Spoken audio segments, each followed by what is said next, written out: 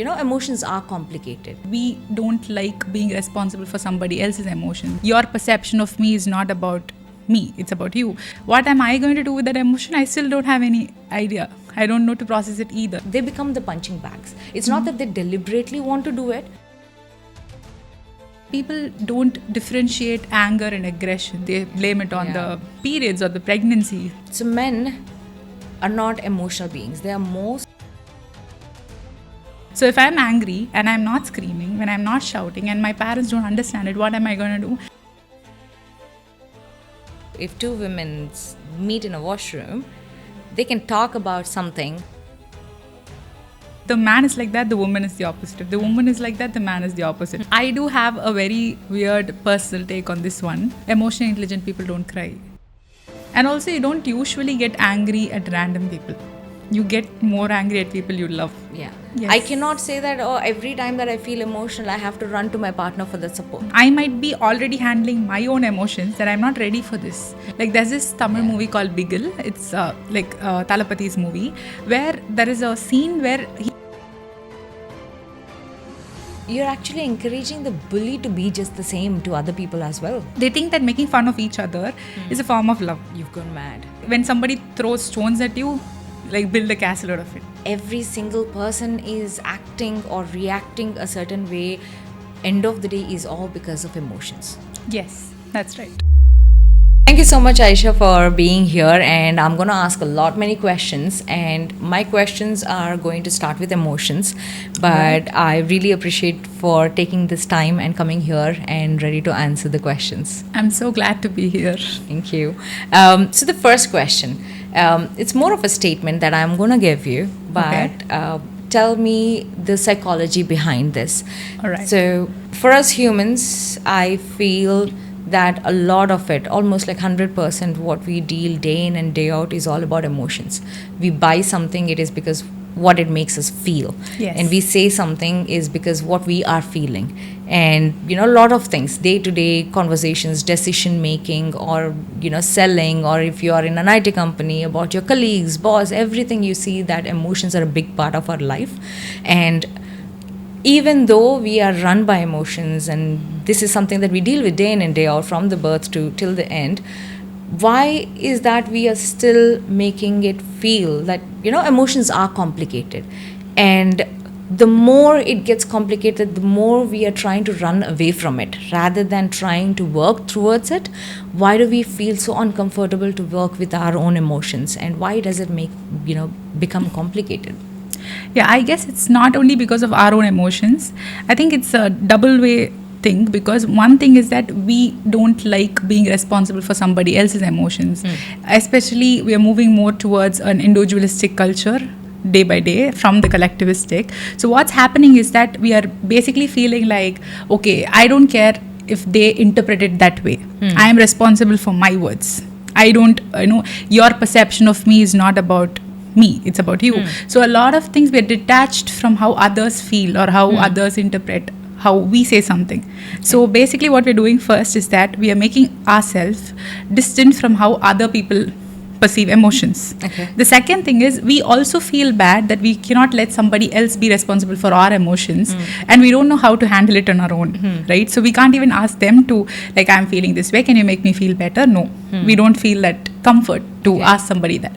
What am I going to do with that emotion? I still don't have any idea. I don't know to process it either. So what I'm going to do, I'm going to just put it in a cardboard box, tape it, and put it in the attic where I don't see it at all. Push it aside. Yeah. And then feel very bad about it later because it's gonna resurface. And does it often comes because we've never been spoken about emotions as a subject by our parents or school or wherever we learn things from, right?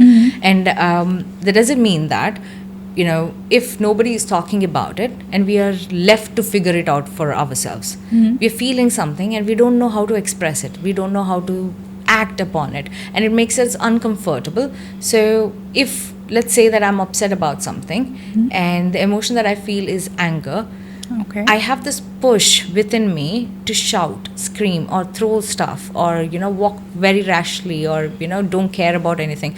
So this automatic response is something that you can see in every person when they feel this particular emotion. So The hurt you're talking about, or yeah, anger? the anger, upset, hurt, Okay. these kind of things, not the sadness, but more towards the anger. Okay. And I see a lot of people in my clients as well. The more that they build on this anger, the more they're going to react to the outer world, and also especially for the people in their home, like wife or Yeah. mother, or True sometimes that. even kids, because they become the punching bags. It's not that they deliberately want to do it, but somewhere they don't understand how to process this.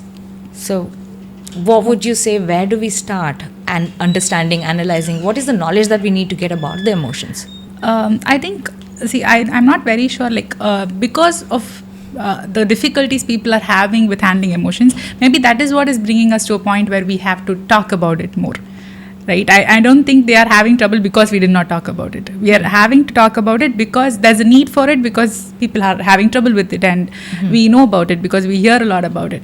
So the question that you asked, the first thing that I think is very related to this is that people don't differentiate anger and aggression. They think it's the same thing. So they don't understand the thing that anger is an emotion that can be processed without having to shout or scream or break something. But the problem is, maybe everybody around them is validating that anger only when it's manifested in that way. Because I've had clients who tell me, Aisha, I've been depressed, I've been clinically depressed, I've been diagnosed with depression, and people around me, they don't even realize that I'm going through something unless I lost a lot of weight and I go thin, right? So they want to see a physical manifestation of something in order to believe that something is there in their head. So if I'm angry and I'm not screaming, when I'm not shouting, and my parents don't understand it, what am I going to do? I'm going to show it in a way that they understand. I think a lot of people are showing that way. So they don't know how to communicate it, so the only way that they know is to react to certain way. Yes. So that they understand it. Yeah, they see that as a sign that I'm showing. How else do I let them know that I'm angry? Now let's talk about sadness. So now, if a person is feeling low many times, frequently, and they realize that they are feeling sadder and sadder day by day, and somewhere they would want to communicate. Now, I always see men and women are two different species, right? And mostly when we are talking about sadness, the immediate picture that we kind of get is how we relate to things. So as a woman, the immediate picture, if I have to say that some person is sad, if it's a woman, I know how she is going to portray it outside. Okay. And whereas I have no clue how a man portrays that sadness, because I cannot visualize it, or get an image in my mind where I know, okay, this is what men look like when they are sad. Okay. So why this difference? So, as a woman, your perception, how do you think it was shaped? Was it shaped by your interactions with women, or were you also shaped by the way it is portrayed everywhere else? I think I do see from my parents, cousins, or even movies, like we portray women being sad this way, and like sitting in the corner, looking out of the window, and like being calm, and the face is a little gloomy. But I have no way of telling how men show their sadness, because if I have to talk about my father or any men in my life, when they are working or when they're thinking about something, is the same face that they're going to have when they are sad. And I would never know unless they say. Yeah, so I think it is also a social conditioning, because women have set ways of expressing sadness. Okay, women have the freedom to cry, and men don't. And men have the freedom to get angry, and women don't. So there are socially acceptable ways of showing emotions, and they stick to that, and it's like a norm. Nobody tells you to do that. Okay, so for a man, him crying is a big deal because it's very rare. And a woman crying is not a big thing, because they use words like "don't start the waterworks," because that is how common they see that. At the same time, a woman, screaming or showing something is seen as a hysterical behavior. It's not like anger. You've gone mad. Yeah, or it's the hormones. They blame it on Yeah. the periods or the pregnancy, things like that. But when a man screams, there's nothing like that. He's just angry. Maybe you pissed him off, right? So that it has a lot to do with social learning. One thing, and the second thing is. There are also exceptions. Like there are women who show sadness in a different way, and men who show anger in a different way. So, if for coming back to your question, so how do we identify men being sad? So I think just like everything else, there are differences. Some men like to not talk about it at all. They try to. I see that run as away most from men that. because Most men would most not men, want to talk tell about me if it. I'm right, because this is what I truly believe and seen day in and day out in couples. So men are not emotional beings. They are mostly logical being, and they are leaned into problem solving things, right? Oh, there is a problem, I need to find solution, and I need to implement the solution. And I don't see a solution, that pisses me off, that overwhelms me, that stresses me, that kind of questions my authority of doing something about it. And they see a lot, mostly the logical thinking Stuff, okay, yeah. right? Women, on the other hand, they don't want solutions to be given. They don't want solutions as of now. They have like a to talk problem. about They it. want to talk about it because they carry this invisible baggage when they have it. And this is what Women Tribe does, right? So if two women meet in a washroom, they can talk about something in depth. Yeah. But while men do not talk about emotions, honestly speaking, it's not that at this generation, it's not that we don't let them or make them feel safe emotionally with our intimate partner, at least. I think it is also that they don't realize that they can be vulnerable in front of the partner. Okay. I do have a very weird personal take on this one from the sessions that I have seen. I have never seen two individuals who have the exact same way of handling their emotions, right? So I feel like it's not about men or women. It's about, it's like zeros and ones. When something is zero, the other one is one. So if the man is like that, the woman is the opposite. If the woman is like that, the man is the opposite.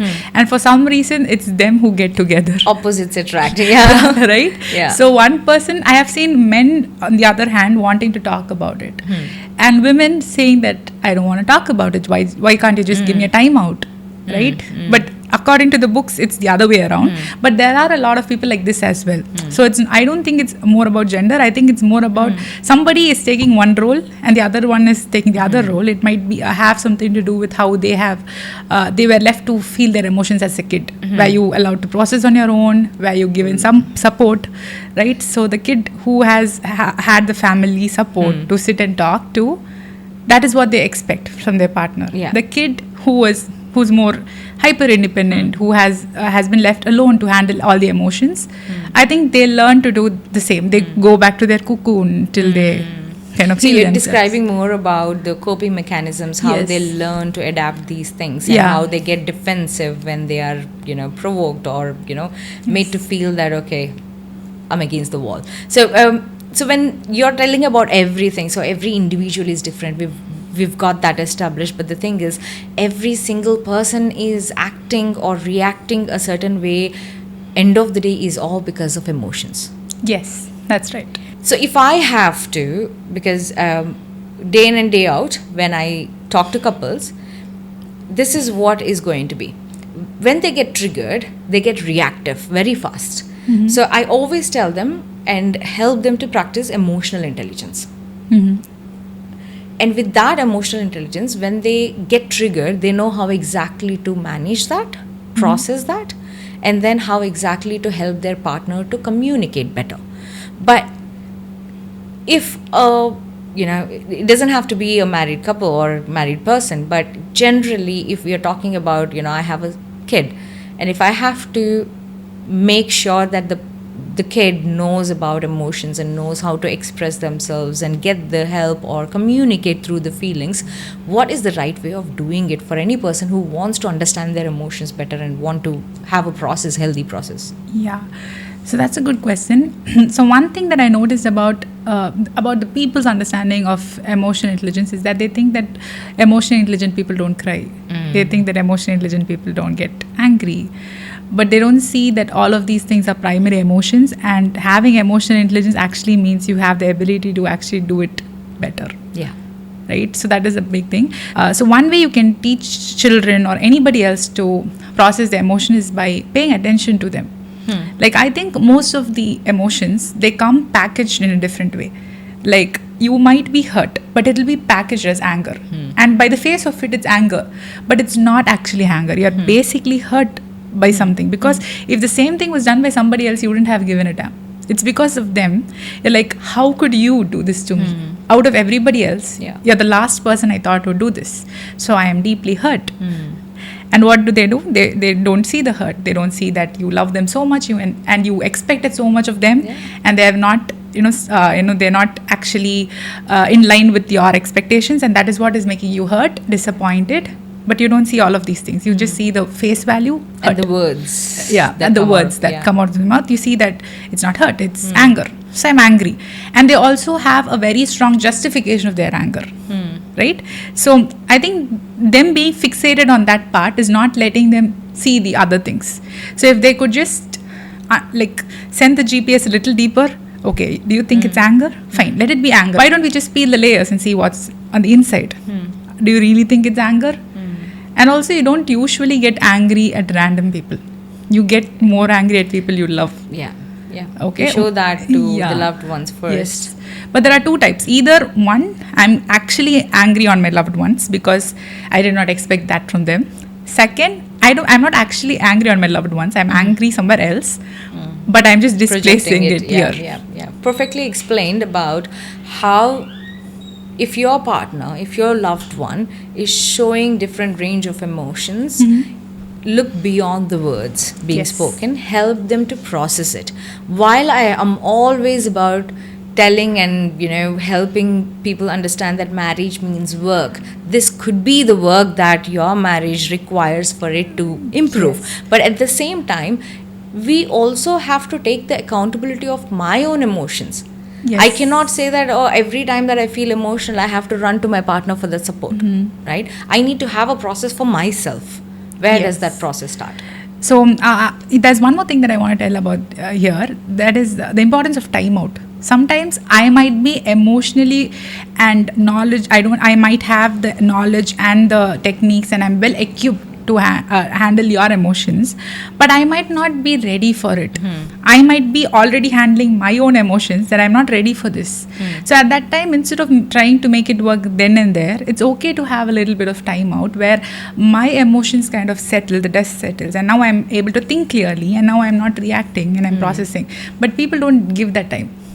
They want it like instantly, done then and there. I think that is one issue. And the second thing that you spoke about is that you want themselves to be accountable for their own emotions to begin with, right? So that comes from learning as well, right? Practicing. From practicing. And basically it's all about a lot of things that they do. It's like it has become like mental heuristics. They don't actually actively decide to react that way. It's automatic. It's autopilot. If somebody does this, I'm going to do that. That's it. They're not even thinking whether they should do it or not. They're just doing it. That is like a shortcut that they're using. And it's also because there is an instant relief in reacting that way, isn't it? It is like you don't have to sit with the discomfort anymore. It's like the ball is in their court. I pushed it back. It's like they're playing hot potato. That's the thing. So I think there is a lot of discomfort with emotions. That is also one of the reasons why people don't like handling with emotions, right? So if I am feeling a discomfort, I'll have to sit with it a little longer so I am able to analyze it better and come up with a solution rather than letting it boil to a point where you just decide to split or cut ties. Even with family, that's happening, not just with relationships, right? And one more thing is that people, even inside relationships, they think that making fun of each other is a form of love. And I also see a lot of men doing that. Like I used to tell, I used to talk to my friends and I used to be like, your love language is probably bullying because that's what you do most of the time. And they say that I do it out of love. Yeah. Only when I love somebody, I do that. I'm like, okay, I understand the love, but not this way, maybe. Pulling one's leg is different, and actually deliberately passing the jokes to hurt the person is different. So things like, oh, you got up. And like, okay, something that you're trying to just it's lighten probably up the raining mood. outside. It's Maybe okay. that's why. That is you're okay. doing.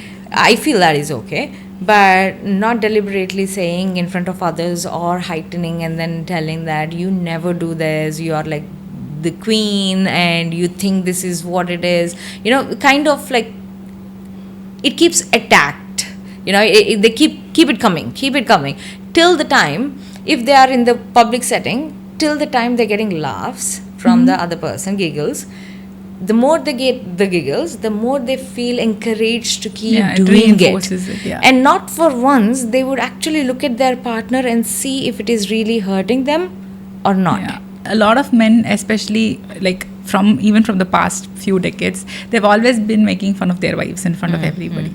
Okay, they always make them look either dumb or they make them look ridiculous. Like this person is being, how would I tell you? She's so possessive. She's the queen. She just expects everything this way. So everything that they say it as a complaint. They wouldn't be like, I am listening more to my wife. Like she's making me do things. They don't say that.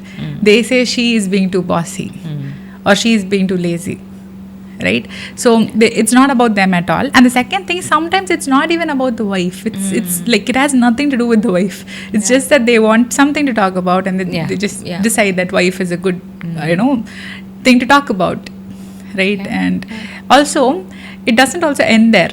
A lot of other people also contribute towards it by talking about their wives also. And husbands truth be also told, sometimes. be told, because women have their own way of being sarcastic and passing things as jokes. I know that for sure. Both the cases, irrespective of what, I think using someone as a prop, as you said, to not intentionally hurting them, but just to lighten up the mood. You cannot make the person go through these things, and even when they're addressing it, you cannot simply ask them to just deal with that and get over that emotion. I feel. And coming back to the emotions, this is what I have. Actually, I do have one more point to add on the previous one, like about humiliating somebody. So I also see that a lot of movies, they kind of appreciate or they kind of encourage humiliation as a valid motivator. Like there's this Tamil movie called Bigil. It's like Talapathi's movie, where there is a scene where he deliberately kind of humiliates a person for being fat. They say he says things like, you can't do this, you can't do that, you just eat and sleep, that's what you do. And then that motivates her to do well. And even a lot of quotes, they say things like, if somebody is hurting you, if somebody is humiliating you, say thanks. Change it and say thanks, right? So you don't have to be thankful for humiliation, and that normalizing that thing is like not okay at all. Like that makes you okay. That made this fat person thin, and did it make you more of a human? No. You're actually encouraging the bully to be just the same to other people as well. Yeah, and also giving them the award for being a good motivator, right? Yeah, that's insane. Yeah, it's not only about fat shaming. It's even about, he was useless, he was jobless, he was sitting at home. One day I went and scolded him, and I kind of, said a lot of things. Now he got all the courage and he's doing a business and all. Because of what I spoke. Yeah, that's what they say, right? So that's like... That's not at all okay. And there are some quotes as well that I've learned that... thank the people who pulled you down, who disrespected you, and this kind of, no, I won't. Like that's where you get like toxic optimism. Yeah. Like you can be optimistic. You can be, it's good that you made, like when somebody throws stones at you, like build a castle out of it. Nice. But it's not good being, just being on the other end where stones hit you, right? Like it's not okay to be in that situation, but I'm glad that you made use of the situation in a positive way. But don't make the situation itself positive. Okay. Getting back to emotions part, right? So I'm not the psychologist, you're the psychologist, and help me with this information, because I do listen a lot more about these things, and the more I read, the more it makes sense that is it true that for every emotion we have a place that we store it in our body, or does it change with a person to person? Now let's say that I have anger, right? So while doing the emotional intelligence steps with my clients, I generally see women's anger, when they're doing the steps, they sense the emotion in their jaws, and men, they sense their emotions in the hand or the fist wrist, mostly. Yeah. Okay. So help me understand what's the psychology behind so this. I'm not sure if there are many more research supporting this claim, but I'll tell you what I feel about it personally. Okay, so one thing is that it might be from again, it might be a learned response, because if somebody is more used to showing aggression when they're angry, so the muscle that they use is going to get True, yeah, right? makes And if sense. somebody is going to scream when they're angry, then the jaws is going to come or into keep picture. silent in their anger. They kind of in the throat they'll Yeah. feel that, right? Yeah. That thing. Some people bite their teeth. You can see that the teeth would be grinding Grind, because yeah. they'll be grinding their teeth all the time. And you can also see it in the forehead. Yeah. Right, it's always clenched. They can't have a face. So I think it's about how they kind of try to show their anger is also where they think it's stored. And one more thing is that, but it's also true in other emotions, like let's say anxiety. It's always seen in the stomach. When you're anxious, you can feel that they say that in Tamil, they say it's like vayitla vandu puliya karakkira mari irukku. It's a kind of, you feel like something is crunching your stomach. If people are not anxious and you want to feel how it feels like, you should just try going down a roller coaster. That feeling that you have in your tummy, that is the kind of feeling people feel when they are anxious, when they're scared, right? So I think that has some form of truth, because yes, it does create a sensation in your tummy. And in fact, there is this theory, I think it's called James Lange theory. It's been a while since I studied it. I should probably read it again. So that theory, but I know what the theory says. So the theory says that the emotions, they are actually felt in the body first. And it's after that your mind interprets it as an emotion. Oh, okay. If somebody comes and scares you from behind, you're walking through a dark street, okay, and somebody comes behind you and suddenly screams at you. First, you're going to get scared. You're going to have a response. Your body is going to show that emotion first, okay, and then if it is your friend, you're not going to interpret it as fear or anxiety or something. You're just going to be like, okay, that's chill. Laugh it out, yeah. Yeah. But if it is going to be somebody else, then your brain is going to register that as fear. So your body actually reacts first, and then comes your mind to interpret this theory. They actually did an experiment on this. What they did is that there was a hanging bridge. Okay, there was a hanging bridge, and a girl, an interviewer, was on the bridge, and she was interviewing men. Okay, and after the interview, she gave phone numbers, like call me. Okay, and the same experiment was done again, but here on a safe flat ground. She interviewed people and gave her a number. So they saw in which case the girl received most number of callbacks. So they found out that the men who were interviewed on a hanging bridge, they actually called her, because they would have felt a sensation of fear and discomfort when they were on the hanging bridge, and their brains have interpreted that as attraction or love, or some form of, okay, I'm falling for her, maybe I'm feeling butterflies in my tummy. Okay. So they have misinterpreted the physical sensation, and they thought they were attracted to the girl. But the people who were on the flat ground, who did not have such sensations, were more less likely to call her. So that is a theory that actually says that you feel the emotions first in your body, and then your brain interprets it and gives it a label. We are trained from our childhood.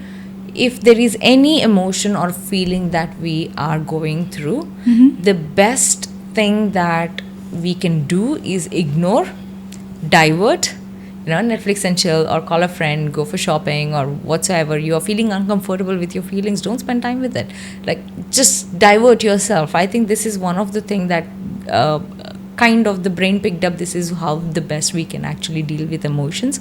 And I see people resent a lot to practice that emotional intelligence, to understand and process their emotions in a healthy way.